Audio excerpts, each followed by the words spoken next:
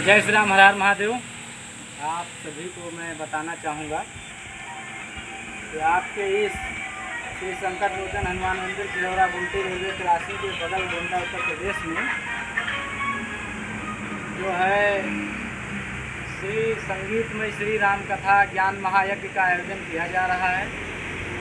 आप सभी से निवेदन रहेगा कि आप सभी लोग भारी से भारी संख्या में पहुंचकर कथा श्रवण कर अपने भाग्य को उदय करें और अपने जीवन में यश कीर्ति को प्राप्त करें और इस कार्यक्रम को अपने सहयोग से, अपने समर्थन से भव्य और दिव्य बनाएं, जो कि एक धर्म का कार्य है।